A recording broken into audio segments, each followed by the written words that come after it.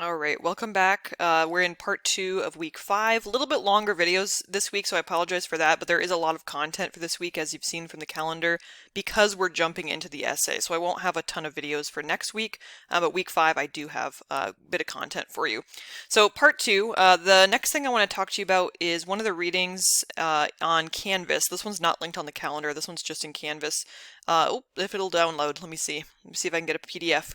But what it is, it's the synthesis matrix reading, and it's extremely helpful. Here it is. It's from Writing and Speaking to Tutorial Services. It's about writing a literature review and using a synthesis matrix and how it works. I think this is a really helpful reading, so please read through this if you're unfamiliar with synthesis or if you need some help. They have a sample synthesis matrix on here that you can use as a template, and they have a sample that's filled in. So essentially what they've done here is they have the source names at the top, these authors, and then on the left-hand column here, some of the main themes they've identified. Their topic is women in World War II. Not necessarily an argumentative example, but I wanted to show you a synthesis matrix example. Below that, you'll see an example of a synthesis paragraph that was written based on that matrix they created. So this reading is extremely helpful. Please take a look at that when you have a chance. And the other one in week 5 that goes with that is if you do want to create a matrix, you'll see here it says synthesis matrix for you not to submit. This is just for you. So this is a tool. If you want to use it, you can. You'll notice here it is a blank synthesis matrix where you can download this document and fill it in with your source information and figure out what are those main ideas and how you want to organize your essay. So it could be useful for you if you'd like to create a matrix, again, to help visualize. It's all about visualizing that overlap between your sources. So those are some resources that I would really recommend. One of the other readings from the calendar that I wanted to point out, because if you read it, you might notice it's a little different from some of the other readings about synthesis. It's called Classical Argument from Purdue OWL. So I would recommend taking a look at it if you're unfamiliar with the components and structure of a classical argumentative piece. Again, if you're unfamiliar, I think it could just be useful to see what sort of elements help create a strong argument. You don't need to label these sort of pieces in your essay. This is purely just for you to get a background on what makes a strong argumentative piece. Essentially, the exordium is when you're introducing your topic, you have an opening, you have a hook, a way to draw in your audience. Narratio is the context or background of the topic. And then we move on to you actually making your claim or your stance about the arguments. You can think of that as your thesis. And then what you're doing is giving positive, negative proofs. So what do your sources say about this information already? What sort of evidence is there? And then the conclusion and your call to action. Again, why is this topic important? Why is this a real world issue that we need to be solving or researching more about? Okay. Again, that reading is mostly just for context. If you're unfamiliar with classical argumentation, I think it would be really useful to get a quick overview in terms of what are those elements that you should be including in your paper. Okay, so that's classical argument. All right, and the last thing that I want to talk to you about for week 5 is a quick review of rhetoric. So if you're unfamiliar with these rhetorical terms, that last Purdue OWL article that I was just mentioning talks about rhetoric, but I did want to give you some background just on some slides for rhetoric if you haven't gone over these terms before. My hope is that you did cover rhetoric in Writing 121 or a previous prerequisite writing course, but we're going to go over it really quickly just so you're familiar with what these sort of terms are. So what is rhetoric? To put it in a few words, it can be hard to define sometimes, but it's the use of spoken or written words as well as visuals to achieve a goal or goals. So in this case, in the case of our class, your goal is to argue for something, to create a strong argument. But some other goals could always include persuasion, to inform, to educate, etc. All right, so there are a few other goals that you could have been assigned, but the focus of our class is argumentation. So everything has a rhetorical situation, and there are the 5 main elements of the rhetorical situation: audience, purpose, author, subject matter, and exigence. And what do these things mean? So audience is pretty self-explanatory. It's who's on the receiving end of an argument. The author is who's creating it.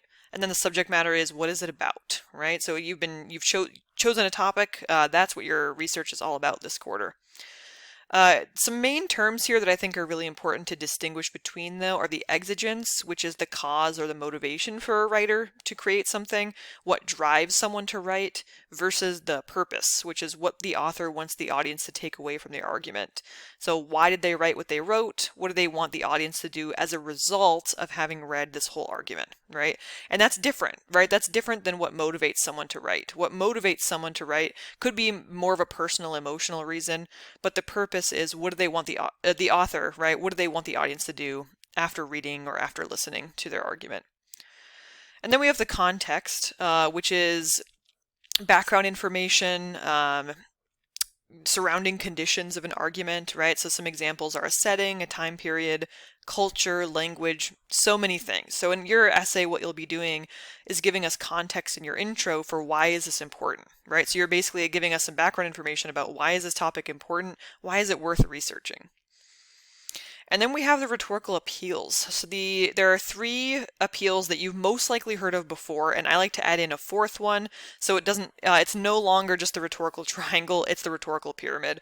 So we have ethos, pathos, logos, and kairos. I add on to the base of the pyramid because I think all four are equally important. So here's what I mean when I say ethos, logos, and pathos. Ethos is the credibility of the author. What does an author include in their writing to make themselves appear credible and trustworthy? So in the case of our writing, what you're doing is you're using a lot of outside research to back up your argument. That helps build your credibility as a writer. And then logos is the use of logic. It's an appeal to facts. Often when you see statistics, numbers, that sort of information, you're appealing to an audience's sense of logos. It's logical, right? There's a logical reason for something to want to be done or, to make this argument. And then pathos, however you want to pronounce it, it's the emotion felt by the audience. A persuasive piece tends to be more, we talked about this during week 1 or 2, I believe, during our intro video about what the difference is between argumentation and persuasion. Persuasive pieces tend to be more emotional, right? They can have that more of an emotional appeal, whereas an argumentative piece tends to mostly appeal to logic and credibility using research. And then the fourth appeal, the last one, is kairos. So kairos is an appeal to timing. I have a little clock up there that might help make it easier to remember. But kairos is an appeal to timing. You're taking advantage of a particular moment, thinking about when to include certain details in your essay at a certain moment. A really common way to find this in real life is to watch an infomercial, right? And when you see calls to act now or call now and you'll get this deal, right? That tends to be an appeal to kairos because they want you to do something quickly, right? There's a deadline approaching. So that's kairos. That's the fourth appeal. But the main thing that I want you to take away from this quick rhetoric review is if you hear me using those terms, right, you're appealing to logos, you're appealing to ethos, but you're trying not to be too emotional, right, and appeal to pathos. This is what I'm referring to. I'm referring to rhetoric. So let me know if you have any questions about rhetoric. That's all I have for you. So please send me an email. But if you have any questions about week 5 on Canvas, just be sure to review all of the materials. I know it's a lot for this week. But the only things due this week, we have a few assignments. The essay is actually going to be due during week 6. This week, our primary goal, you'll notice from the calendar, is to create an essay draft. So please let me know if you have any questions as you're doing that. You want me to read anything, send me an email, and I can get back to you. Okay, so good luck and have a good week. Send me an email if you think of anything.